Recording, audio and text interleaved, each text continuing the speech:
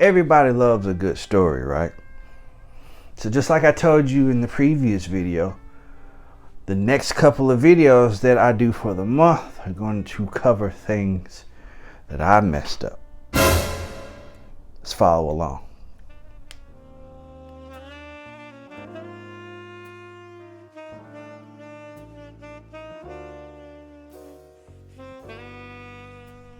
Ladies and gentlemen, it is another week with another lecture from me, Professor Christopher.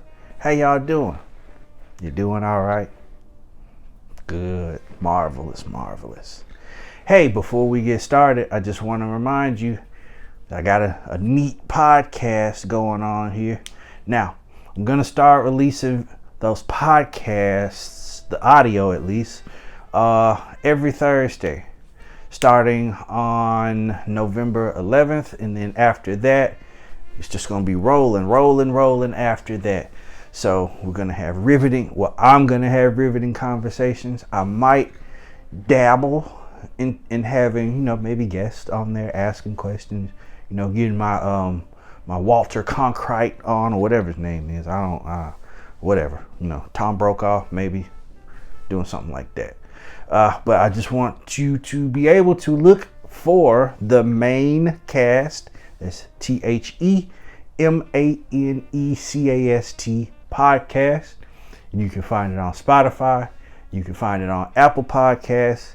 And hopefully soon here you'll be able to find it on Google Podcasts. And of course you will be able to also find it on Anchor. I'll leave a link in the description below. Now let's get into one of the things that I messed up, as a living, breathing human, young adult. So let's go back to the year 2007, right? It's a younger me. I'm getting ready to go off into college, right? Maybe 18, 19 years old. I had a late birthday or something like that. I forgot how old I was at that point in time, right? So we're getting ready to start college. I'm becoming a young adult. Now I need to start building myself some credit, correct? So we have a plan. Okay, the easiest way for us to do this currently is to get a credit card. Cool. So, we're like, the internet in 2007 is a little bit different than the internet now. There's a lot of things that you couldn't do back then that you could do now. And I'm assuming one of the things that we couldn't do at that point in time was apply for a credit card, maybe. I don't know. Like I said, it's 2007, internet changes, right? So, of course, people selling your information and everything like that. And we get an interest letter from a credit card. It's for students or young people who are looking to build their credit or whatever. So, it's like, hey, let's try this. So, we apply for it, everything like that. Comes back, we got it. Now I have my first credit card, right? I think the initial limit might have been somewhere around between $500 and $900, somewhere in there like that, right? So we did that. So, now it's time to build some credit. So we have to put something on the card. So I'm like, cool. I'm a little nervous about doing that because it's like, I'm not employed really strongly at that point in time. So I don't know, like, man, how are we going to pay this? And of course, here comes superhero mom. Say, hey, let's just get something, get whatever you want, and we'll just, make those monthly payments on it, right? So we did. I think my first purchase on that card might have been a TV, real cheap TV. I needed a flat. Well, I didn't need it, but I wanted a flat screen TV. So we did that. Put that on the card. Bring the TV back home. Blase, blase. So we're starting to make payments on it. So this is where we messed up, right? So we got this card, and it was so easy to get. That's the first red flag, right? Because the easier the card, sometimes the crappier the terms. And this card, although it was for younger people, the terms of it were rather wild. The initial APR for it is pretty acceptable, but then over the years, of course, we notice a steady climb.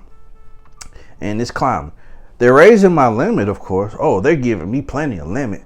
They're raising my limit, but also their APR is going up too. It's not a fixed type of deal, and it's going up and it's going up and it's going up. And it's like, wow, I think we messed up when we got this card here. Well, what the plan should have been, although, you know, you do what you can when you can, but what the play should have been was to get a secured card. Like, I jumped in the pool with an unsecured card, right? So that means, you know, balls to the wall, sky's the limit, whatever. We should have started with something that was secured with a small limit, you know, then work with that small limit for a little bit. And then I should have went to a secured type of deal, right? So I would have got a better card with better terms, and everything would have been copacetic.